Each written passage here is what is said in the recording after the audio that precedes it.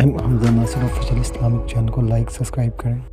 وہ جوان جو ہی پروان چڑھا ان فوان شباب آیا تو اس کی پیشانی سجدے کے تقدس سے مالا مال ہو گئی، اس کی آنکھوں میں حیا اور شرم کے پہرے آ گئے، اس کے خیالوں میں پاکیزگی آ گئی، اس کی زندگی کے شب و روز نیکی کے ماحول میں بسر ہونے لگے، اس کی راتیں ذکر الہی میں، تلاوت کلام مجید میں اور دن یاد الہی میں روزے سے گزرنے لگے۔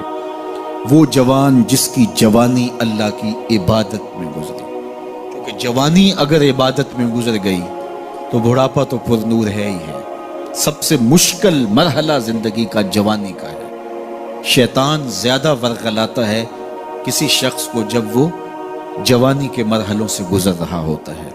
تو جس کی جوانی خیریت کے ساتھ گزر گئی اور اس نے اپنی جوانی کے تقدس کو محفوظ رکھ کے منزل تک پہنچا لیا، اپنی عصمت کے جوہر کی حفاظت کی، اپنی آبرو کو لٹنے نہیں دیا، اپنی آنکھوں کی شرم و حیا پر پہرے بٹھائے اور آنکھ کو برباد نہیں ہونے دیا اور اپنی زندگی کے تقدس کا پہرا دیا، تو جو جوان اپنی جوانی کو خیریت کے ساتھ گزار گیا۔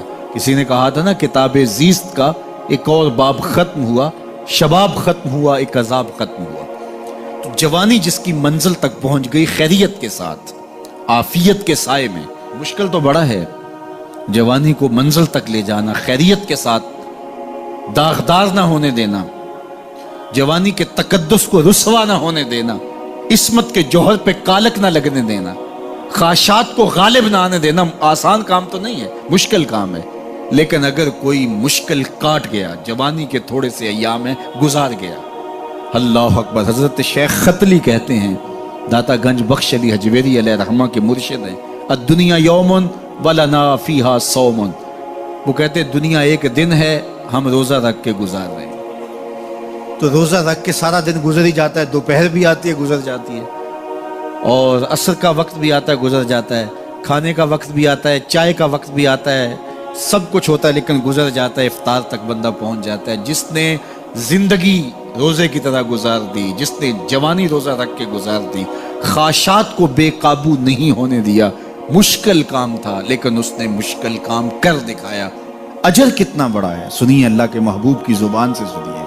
حضور نے ارشاد فرمایا جو سیدنا ابو ہریرہ کے ذریعے سے ہمارے تک پہنچا، فرمایا قیامت کے دن جب سورج کا رخ سیدھا ہوگا، زمین تانبے کی ہوگی، لوگ پسینے میں شرابور ہوں گے، کوئی ٹخنوں تک پسینے میں، کوئی گھٹنوں تک، کوئی کمر تک، کسی کو پسینے کی لگام دی جائے گی، اور وہ پسینہ ایسے نہیں ہوگا جس طرح یہ پسینہ ہے، اتنا گرم ہوگا۔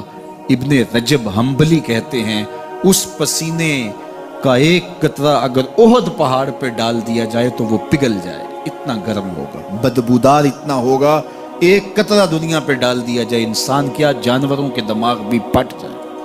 اس پسینے میں لوگ شرابور ہوں گے، لیکن جس نے اپنی جوانی کو عافیت سے گزارا ہوگا، کل قیامت کے دن جب کوئی سایہ نہیں ہوگا، اللہ اس جوان پر اپنے عرش کا ٹھنڈا سایہ عطا فرمائے۔ وہ شخص جس کو کسی عورت نے دعوت گناہ دی اور وہ صاحب منصب تھی، صاحب جمال تھی، اور اس نے یہ کہہ کے یہ خواہش، یہ آرزو مسترد کر دی، انی خاف اللہ۔ اسی طرح کوئی عورت ہے تو اس نے اپنے تقدس کی حفاظت کی، اپنی آبرو پہ پہرا دیا اور کسی پیشکش کو ٹھکرا دیا، تو فرمایا قیامت کے دن جب کوئی سایہ نہیں ہوگا، اللہ اسے بھی اپنے عرش کا ٹھنڈا سایہ دے گا۔ کیسا سخت دن ہوگا، اور وہ کس اعزاز میں ہوگا، کس تکریم میں ہوگا۔ یہ تو 4 دن 10-20 سال ہیں، اور وہ 50,000 سال کا ایک دن۔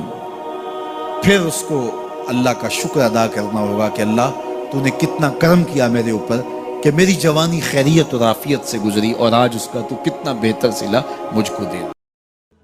حمزہ ناصر آفیشل اسلامک چینل کو لائک سبسکرائب کریں۔